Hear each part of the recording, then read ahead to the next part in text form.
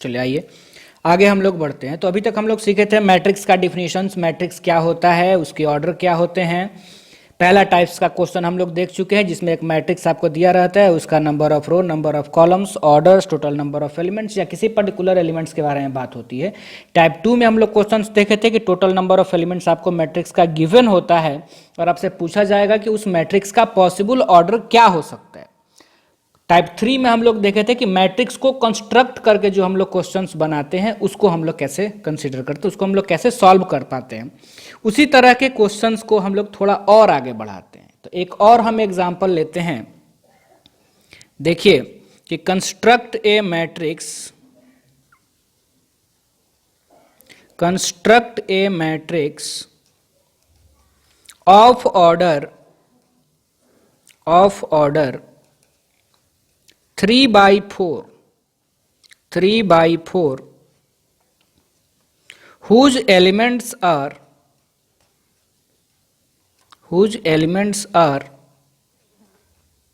given by aij is equal to I plus 2j का mod, और यहां चलिए हम लोग कर देते हैं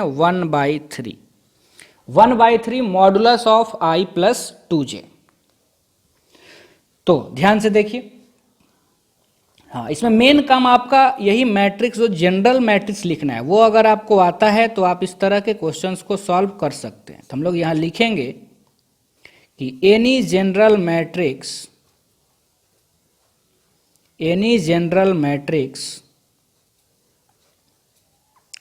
of order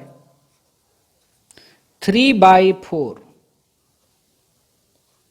is of the form 3/4 order का कोई भी जनरल मैट्रिक्स किस तरह का होगा, ये हम लोग लिख रहे हैं। तो आप देखिए A इक्वल टू, अगर इसमें कंफ्यूजन हो तो पहले आप इस पे ही बहुत सारा प्रैक्टिस कर लेंगे, क्योंकि ये आप नहीं सीखेंगे तो फिर आप क्वेश्चंस बनाना नहीं सीख पाएंगे। फिर देखिए हम यहाँ थोड़ा रफ में आपको लिख देते हैं, चूंकि नंबर ऑफ रो आपको 3 चाहिए, यानी I का वैल्यू हम लोग 1 से लेकर के 3 तक कंसिडर करेंगे। कॉलम 4 होना चाहिए तो J का वैल्यू हम लोग 1 से लेकर के 4 तक कंसिडर करेंगे। Small a I J type का एलिमेंट है तो हम लोग स्मॉल a का वैल्यू पहला रो में लिखते हैं, यानी I 1 ही रखेंगे, J को बढ़ाते चलेंगे। तो क्या आ जाएगा A11, A12, A13, A14, last में हम लोग 4 तक ही रखेंगे। फिर सेकंड में A21, A22, A23, A24, फिर हम लोग थर्ड रो की बात करेंगे तो A31, A32, A33, A34। यही जनरल मैट्रिक्स हो गया। आप देख लीजिए इसमें नंबर ऑफ रो 3 हैं और नंबर ऑफ कॉलम्स 4 हैं। हाँ, तो अब हम लोगों को इन सारे ही एलिमेंट्स का वैल्यू निकालना है, जैसा हम लोग पिछले क्वेश्चंस में भी देखे हुए थे। तो हम लोग वहां से लिखते हैं फ्रॉम क्वेश्चन। तो यहाँ क्वेश्चन में आपको ये गिवन है कि aij is equal to 1/3 modulus of I plus 2j। Therefore सारे एलिमेंट्स का आपको वैल्यू निकालना है।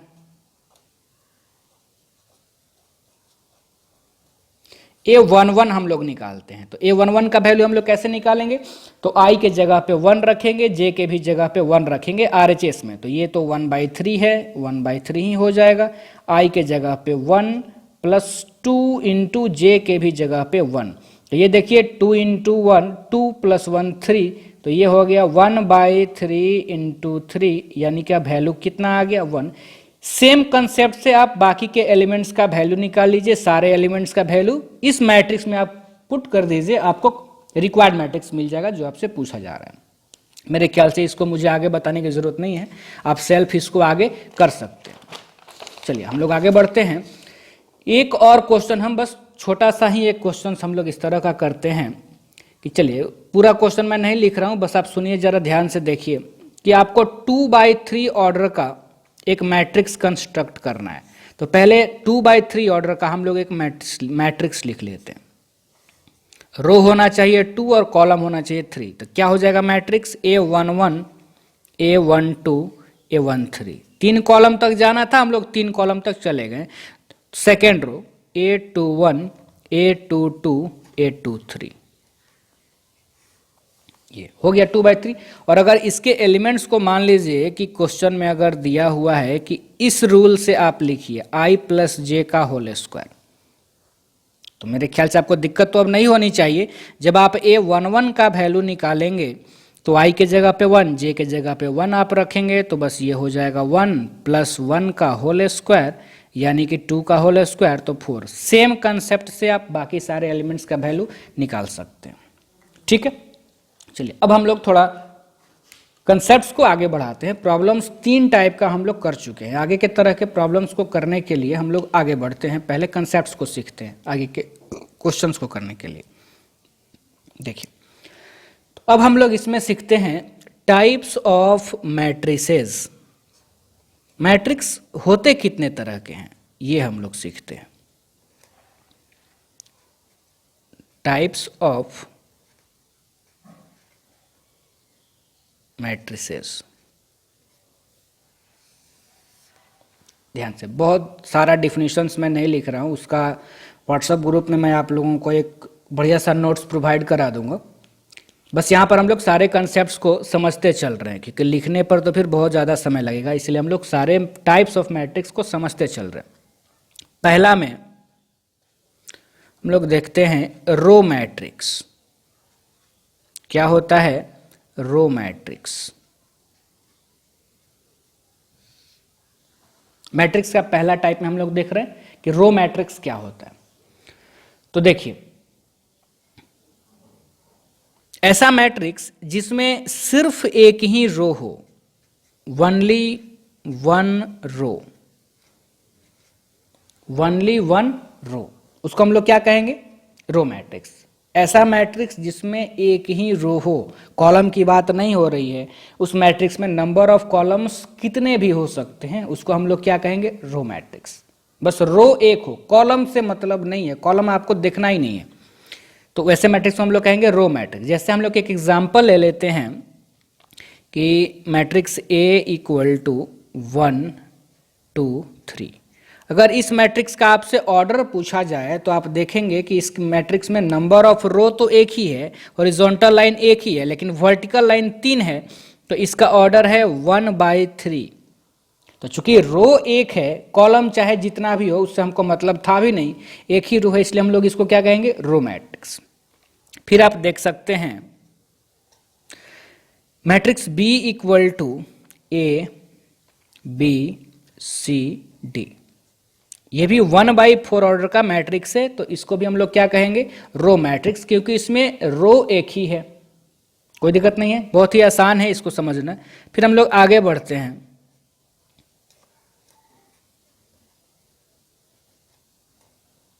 आगे हम लोग देखते हैं सेकंड में कि कॉलम मैट्रिक्स क्या होता है। ठीक है, तो कुछ बच्चे समझ भी चुके होंगे रो मैट्रिक्स का डिफिनेशन अगर है कि एक रो होना चाहिए वैसे मैट्रिक्स में, जिसको हम लोग रो मैट्रिक्स कह सकते हैं। तो कॉलम मैट्रिक्स के लिए हम लोग क्या कहेंगे कि ऐसा मैट्रिक्स जिसमें नंबर ऑफ कॉलम एक ही हो, उसको हम लोग कहेंगे कॉलम मैट्रिक्स। ठीक है, तो इसमें हम लोग लिखेंगे कि ओनली वन कॉलम, कॉलम एक ही होना चाहिए, ओनली वन कॉलम। जैसे एग्जाम्पल अगर हम लोग लिखे, उसी मैट्रिक्स को हम लोग वर्टिकली लिख देते हैं तो एक ही कॉलम हो जाएगा 1 2 3। तो आप देख लीजिए कि इसमें हॉरिजॉन्टल लाइन्स 3 हैं और वर्टिकल लाइन तो एक ही है, तो ये है 3/1। चूंकि कॉलम एक है इसलिए हम लोग इसको कहेंगे कॉलम मैट्रिक्स। ये देखिए 4/1, ये भी है हमारा कॉलम मैट्रिक्स। कोई दिक्कत नहीं है यहां तक समझने में। चलिए आगे हम लोग कंटिन्यू करते हैं टाइप्स ऑफ मैट्रिक्स को। थर्ड में जीरो और नल मैट्रिक्स। आगे हम लोग देखते हैं जीरो और नल मैट्रिक्स। थोड़ा इंपॉर्टेंट होता है, ध्यान से देखिएगा, जीरो और नल मैट्रिक्स। तो ऐसा मैट्रिक्स जिसमें जितने भी एलिमेंट्स हों वो सारे जीरो हों, ठीक है, ऑल एलिमेंट्स आर जीरो। अब जितने कितने होने चाहिए ऐसा कोई नहीं, कोई जरूरी नहीं है, जितने मन उतने एलिमेंट्स हो, लेकिन सारे एलिमेंट्स जीरो हो। All elements are zero. और एक खास बात और है कि इस मैट्रिक्स को डिनोट करने का एक प्रॉपर सिंबल है, जैसा कि पिछले वाले मैट्रिक्स में नहीं था, लेकिन जीरो मैट्रिक्स को डिनोट करने का एक प्रॉपर सिंबल है। इसको डिनोट किया जाता है डिनोटेड बाय ओ। अल्फाबेट का कैपिटल ओ हम लोग यूज करते हैं जीरो मैट्रिक्स को डिनोट करने के लिए, या इसको नल मैट्रिक्स भी कहा जाता है। डेफिनेशन क्या हुआ कि ऐसा मैट्रिक्स जिसके सारे ही एलिमेंट्स जीरो हों, जैसे मान लीजिए ये, तो ये हम लोग कहेंगे कि ये एक जीरो मैट्रिक्स है 2x2 ऑर्डर का, क्योंकि इसमें नंबर ऑफ रो भी 2 है, नंबर ऑफ कॉलम्स भी 2 है। हाँ, ऑर्डर से भी बहुत ज्यादा लेना देना नहीं है, किसी भी ऑर्डर का जीरो मैट्रिक्स हो सकता है। बस क्या डिफिनीशन होना चाहिए कि उसके सारे एलिमेंट्स जीरो होने चाहिए, बस। तो ये सारे एग्जांपल्स जीरो मैट्रिक्स के, ठीक है। चलिए आगे हम लोग बढ़ते हैं। नंबर 4 में हम लोग देखते हैं कि हॉरिजॉन्टल मैट्रिक्स किसको कहा जाता है। हॉरिजॉन्टल मैट्रिक्स,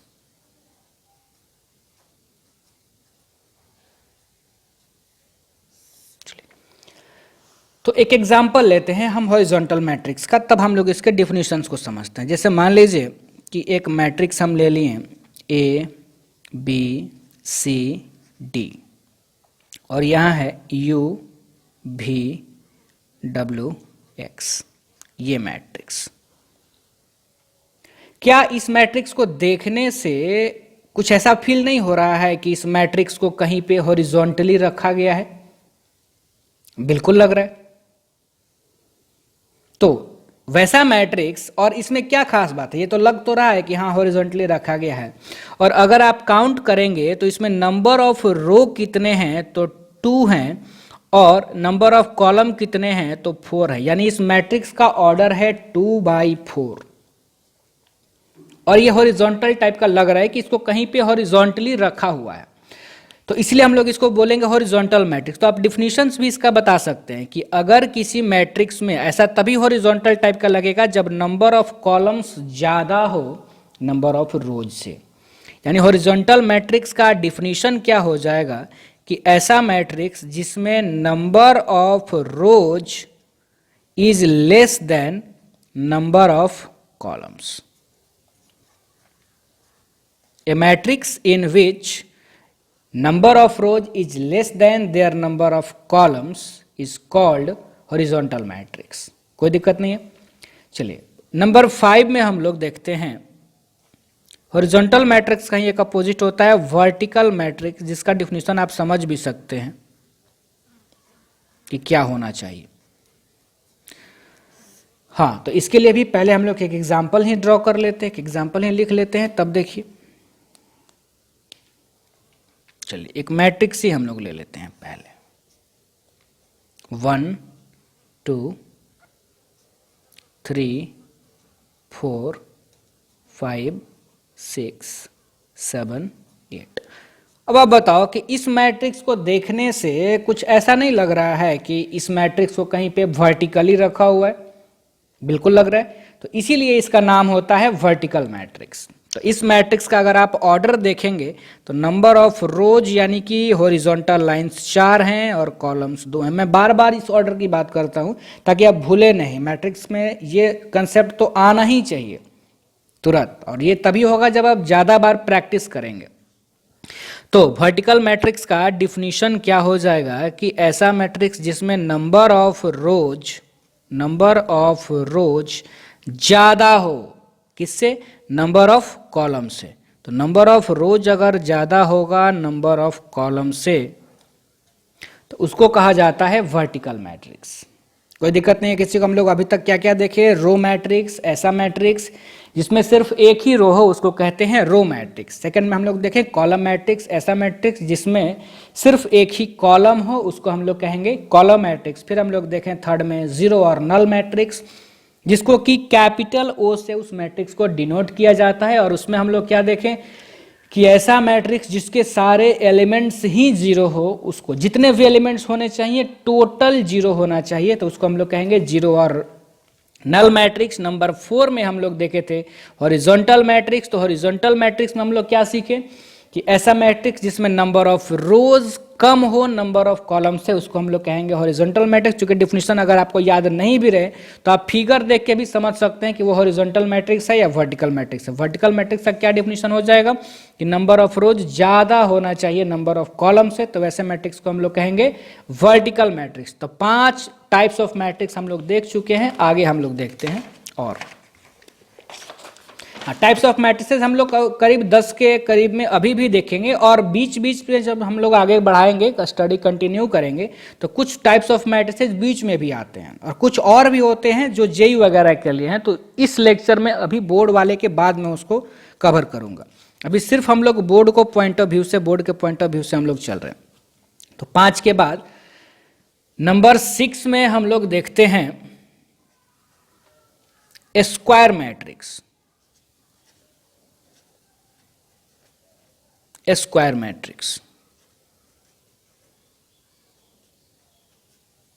स्क्वायर मैट्रिक्स तो कुछ बच्चों को तो समझ में आ भी गया होगा मैट्रिक्स क्या होता है। तो एक रेक्टेंगुलर अरेंजमेंट होता है ऑब्जेक्ट का, और वही रेक्टेंगल स्क्वायर कब बनेगा, कोई भी रेक्टेंगल स्क्वायर कब बनेगा, जब उसका लेंथ और उसका जो विड्थ हो वो इक्वल हो जाए। तो मतलब स्क्वायर मैट्रिक्स की अगर हम लोग बात करें तो स्क्वायर मैट्रिक्स हम लोग किसको कहेंगे, तो ऐसा मैट्रिक्स जिसमें नंबर ऑफ रोज और नंबर ऑफ कॉलम्स दोनों इक्वल हो जाए, क्योंकि नंबर ऑफ रो और कॉलम अगर इक्वल होगा तभी वो रेक्टेंगल स्क्वायर की तरह लगेगा। तो नंबर स्क्वायर मैट्रिक्स का डिफिनेशन क्या हो जाएगा, matrix in which number of rows is equal to their number of columns. Number of row अगर इक्वल होगा नंबर ऑफ कॉलम्स के, तो वैसे मैट्रिक्स को कहा जाएगा स्क्वायर मैट्रिक्स। तो अब हम लोग कुछ एग्जांपल्स देखते हैं स्क्वायर मैट्रिक्स का। जैसे मान लीजिए एक एलिमेंट हम लोग लेते हैं ए, और एक ही हम एलिमेंट लिए हैं इसमें, मान लीजिए हम वो एलिमेंट ले लिए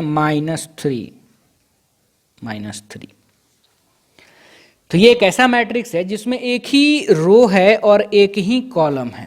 तो इसको हम लोग कह सकते हैं कि यहाँ ए एक स्क्वायर मैट्रिक्स है। कौन से ऑर्डर का, 1/1 ऑर्डर का। और स्क्वायर मैट्रिक्स में आपको एक बात और भी ध्यान में रखना होगा कि अगर मान लीजिए कहीं ये लिखा हुआ रहे कि A is a square matrix of order 1, बस इतना ही, ऑफ ऑर्डर 1। तो इतना देखने के बाद कुछ बच्चों के दिमाग में आता है कि ऑर्डर में तो सर बताए हुए हैं कि पहले नंबर ऑफ रो को लिखते हैं, फिर बाय का सिंबल, फिर लिखते हैं नंबर ऑफ कॉलम्स को, लेकिन इसमें सिर्फ इतना ही दिया हुआ है कि A is a square matrix of order 1। लगता है कि आगे वाला इसमें जो नंबर ऑफ कॉलम्स होता है और बाय का सिंबल वो छूट गया है, लेकिन ऐसा नहीं है। इसका मतलब अगर स्क्वायर मैट्रिक्स दे दिया तो इस कंसेप्ट से आपको इतना समझ जाना है कि उसमें नंबर ऑफ रो और नंबर ऑफ कॉलम्स दोनों सेम है। यानी A is a square matrix of order 1 का मतलब ही हो गया कि उस मैट्रिक्स में नंबर ऑफ रो भी 1 है और नंबर ऑफ कॉलम्स भी 1 है। तो इस बात का आपको थोड़ा ध्यान रखना होगा। Next example B,